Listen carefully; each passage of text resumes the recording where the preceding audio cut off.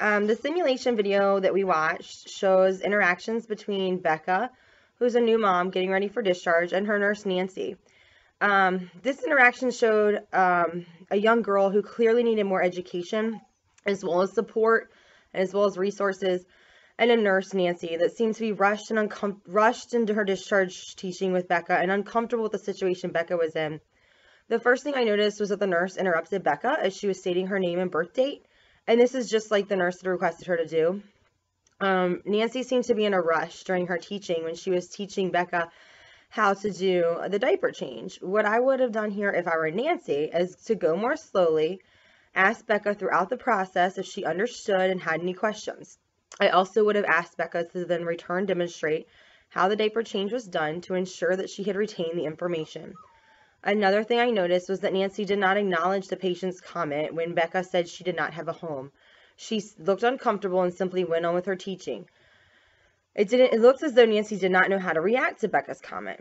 If I were Nancy, I also might have been a little uncomfortable and not known how to react, but I would have tried to be empathetic towards Becca and told her that I would reach out to the social worker or case management for resources for her. I never would have sent her out of the hospital for discharge when she didn't have a home to go to with her new baby. Nancy didn't even wait to find out if Becca had a ride when she was finished her discharging teaching for when she left the hospital.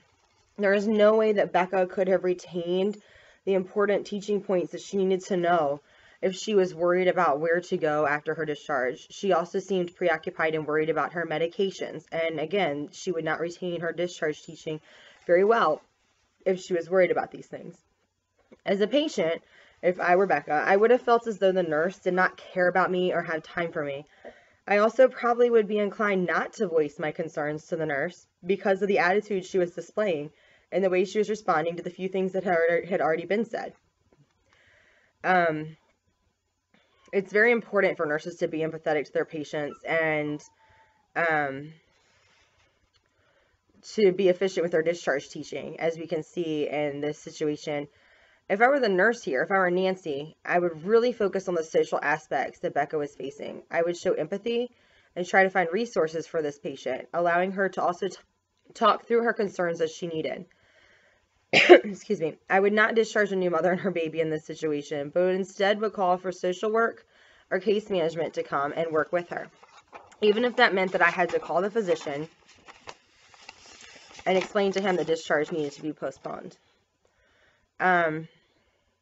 This patient would need resources on drug addiction, rehabilitation, since the nurse did mention that she was a drug user. She also needs resources regarding housing and a safe place to live. There are shelters out there that could be available to her, and caseworkers could help arrange this. I think she would do well in a support group of some sort for young single moms.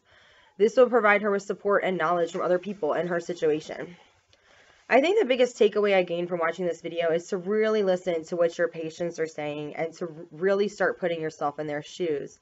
Being able to understand a patient's situation and look at it from their point of view and how it will affect them after discharge is vital to providing appropriate resources to those who need them in our discharge teaching.